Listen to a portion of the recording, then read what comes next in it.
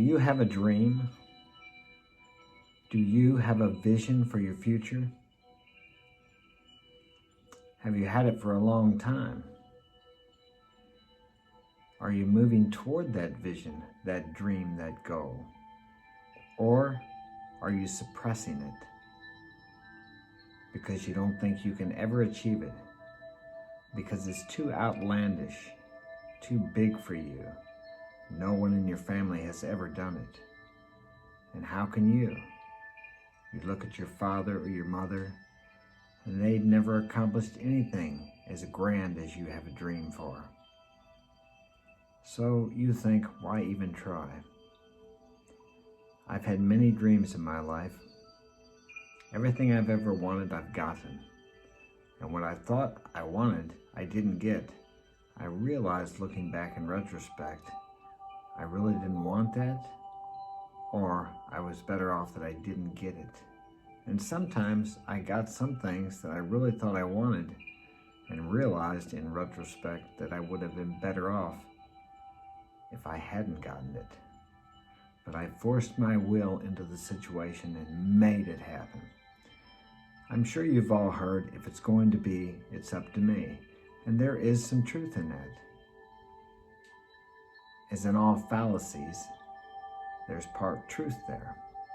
That's why they're so profound, I would say. And it is true. I can't sit here on my butt in the chair and expect life just to give me all of my dreams and visions. I have to take action. But there's a difference between taking intuitive action or internal, how would I say, motivated actions than forcing yourself to do things with your conscious mind. All the great inventors, artists, speak of something outside of themselves or something within themselves, something besides their thinking mind that motivated them, that's where they got their ideas.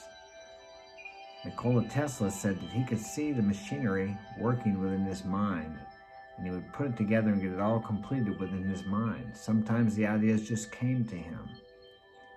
And if you think about it, haven't you ever had a thought, maybe an outlandish thought, or maybe a wise thought that just popped into your head out of nowhere when you weren't even thinking of anything relative to that thought? Where did that come from? Where did that originate from? You have no idea. Thoughts are things, they're eternal. One of the great masters over 2,000 years ago said, "What is seen is transitory. It passes away, everything. But what is unseen is eternal." This earth that has been here for billions of years will one day pass away. The sun, likewise, one day will pass away. But your thoughts are eternal. So you may hypothesize that these thoughts that come from seemingly nowhere are thoughts that someone thought sometime throughout eternity. Because if eternity is forever, it's now, it's what we call the past, it's what we call the future. There is no eternity. There's only the present now, which is eternal. It sounds like a contradiction, but it's really not. Well, maybe it is, but if you don't get my drift, leave a comment in the comment section. I'll try to explain it. Many things I can't edify with an explanation, because some things, many things are ineffable. I think people try to do that with God. They try to explain their conception of God, and if God is God, whether you believe in it or not, let's say you believe in the universe, divinity, or just some energy. Some people may say I'm atheist because my conception of God does not go along with religions. I believe that's man's way of trying to explain something that's inexplainable. If that works for you, that's great. I just don't believe in a white-headed guy up there that's angry and punishing and jealous. If he had those attributes, then he's not much better than man himself. But I believe that was the way people described God with their limited vocabulary. And even now we have limited vocabulary. What we are finding out is that scientists are proving scientifically that many of the things the great masters said thousands of years ago are true. Through photons, electrons, the atom, and different things like that, the observer changes the outcome of experiments by his thought pattern. What did Jesus say? As a man thinketh in his heart, so is he. That might be out of Proverbs. That might be out of the Old Testament. But all through it, he spoke about, according to your faith, your belief, it is done unto you. We don't believe what we see. We see what we believe. Think about that. We don't believe what we see. We see what we believe. I use the old story about you lose your keys, you're looking and looking, you can't find them, and then your wife, your girlfriend, or your buddy walks in there and says, they're right there on the table. And you look there 3 or 4 or 5 times, and you didn't see them.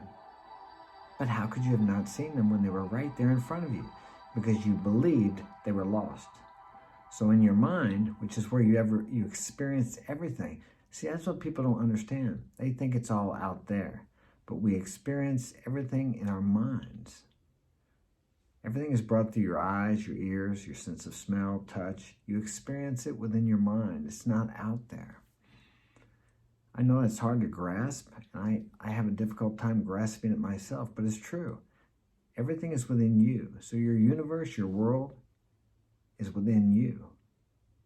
What you hear within yourself. What you see within yourself. You don't see it out there. You see it within you. That's why things are distorted. Have you ever seen the dress on the internet where one person looks at it as blue, the other person looks at it as yellow? How can that be? You're looking at the same thing, but you each perceive it differently. You guys who watch me, let me tell you this. 1,664 subscribers. We jumped up 3 or 4 last night. Thank you. Welcome to you new people. Glad you're here. Join us on this journey, and we will see what happens. Now, where was I? The dress. I was talking about that. And just like me, you guys see me differently. Each of you do. And if I go back to the perception of God that people have, why are there so many churches and different religions? Because everybody perceives, it may be the same energy or God or higher self, whatever you want to call it, divinity, universe, nature, but everyone has a different perception of it. It's a different perception. There's only one me, at least as far as I know. What is those? Doppelgangers, double gangers, somebody that looks like you. But each of you will see me differently, and you will hear my words differently, even though I say the same thing, because your perception is filtered through every experience you've ever had in life. I could use Tate for an example. Some people hate him, some people think he's great.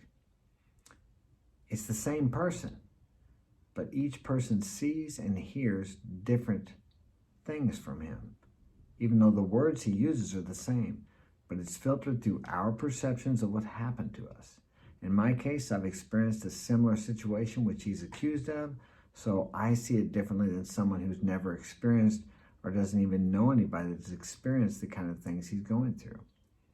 The false accusations, and I don't know whether it's false accusations now or not. I don't know, but I know he has experienced that before, and I've been through similar, so I view that differently. I view that through my past experiences, because I know you can't believe everything everybody says when they say you did something to them. It's just someone's word. And then that goes back to when an accuser of someone, their perception of what happened changes over time also.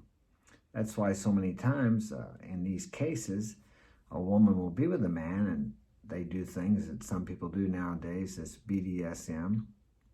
I'm not into that. I didn't even know people did things like that until a few years ago.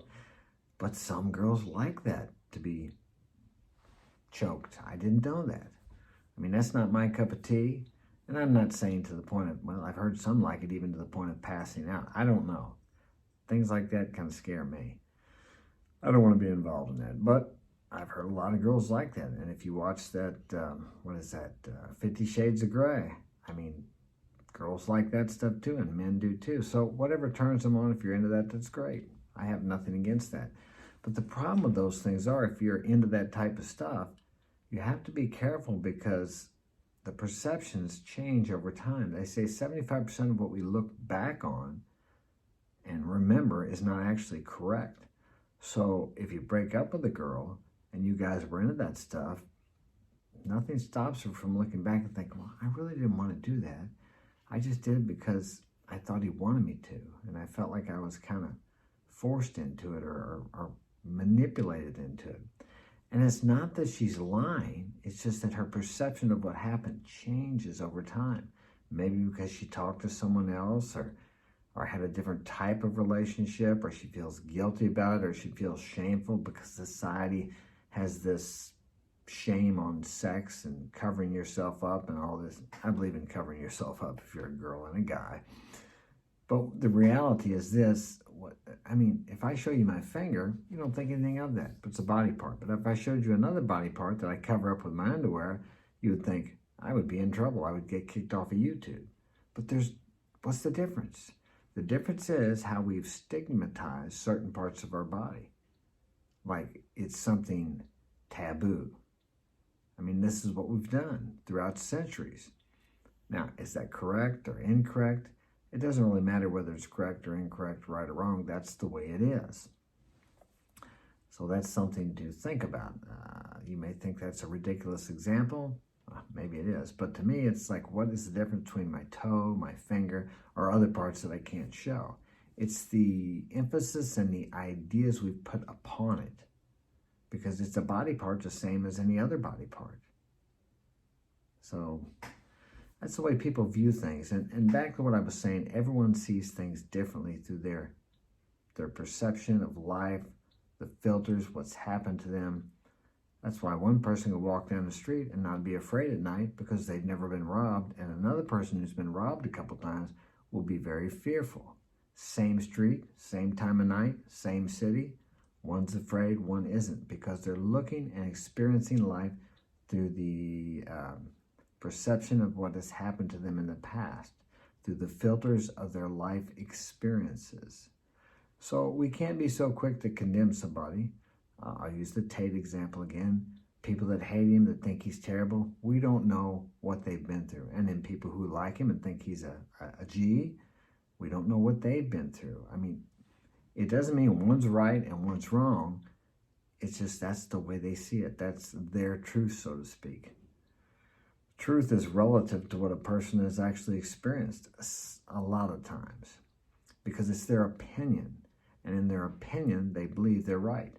So it's really useless to argue with someone when they have an opinion opposite of yours, unless they're very open-minded, which is not common.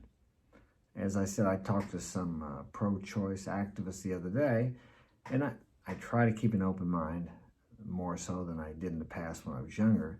And I actually found out some things that were contrary to what I believed before because I was willing to listen to them, and they listened. Well, I think they listened to me, but I listened to them anyway. And I found out that they're not so much either or, but the media would have us think that they want to get rid of all the babies, all of them. If they don't want them, they just want to get rid of them, regardless of whatever. But I found out that's not really what they're for. But that's what the media would have us think. And then they would have us think it's an extreme on both sides, so they keep us divided and enemies with each other. And as I've said before, united we stand, divided we fall. Whether it's race, some pro-choice, pro-life, whatever, all the genders, all this, we need to find a way to come together to communicate our ideas with each other and find a middle ground. I know a lot of people don't want to do that, but these people that we don't agree with have a right to live their life the way they want to. And the people who don't agree with them have a right to live their life the way they want to. But we need to find a way to coexist where we are not at each other's throats and condemning and fighting against each other. I will say that sometimes I think that some groups or factions want people, and once again, I don't believe they're being open-minded because they want other people who have other ideas to think like they do. But you don't have to think like they do. We don't have to think like each other and agree with each other to be accepting of each other and allow each other to live their lives the way they want to. But I can't expect you to change your life or your vocabulary or whatever because of me. I allow you to use whatever words you want to use in your life, and then you allow me to use what words I want to and live my life the way I want to. We don't have to make each other publicly accept each other to be able to get along. I meet weekly with people that there's people that I wouldn't particularly care for, and sometimes I don't like what they have to say. But if I listen to those people, I can learn from them. Don't negate the message just because you don't like the messenger. I know sometimes people will look at another race and they won't listen to anything that person says because they're of a certain race, because they have a prejudice. But they miss a wonderful opportunity to learn something. Every man is my teacher, or woman for that matter, if I allow them to teach me. And that means I must be open-minded enough to listen to their point of view. And I'll tell you this, what I've learned in life. If someone is talking about something that really just pisses me off, I need to take a look at myself, because that annoyance is a direct reflection of something inside of me that I don't want to look at. It doesn't mean I do exactly what they're talking about or exactly what they're doing, whatever action that may be. But there's something in me that wants to deny that there's a part of me like them in some area of my life. And sometimes that's difficult to discover. But if you take time to self-contemplate, to meditate, you will discover what that is, and you can become a better person. And thus that person has helped you. And rather than that person being an enemy, they've actually become, in a way, a mentor to you. They may not even know it, and nor do they need to know it. Everyone can help you. Everyone can teach you. Everything is happening for you, not to you. And once again, that's a way of perceiving life that can help you grow and achieve the dream and the vision that you have, that you need to take action towards. That's all I got for today. If you would like to get my help personally, marksinspiration.com is my website, or you can contact me directly through my email at marksinspirationalguidance. Both of those links will be in the description. Thanks for joining me. Have a great day, and remember, you are more than you think you are.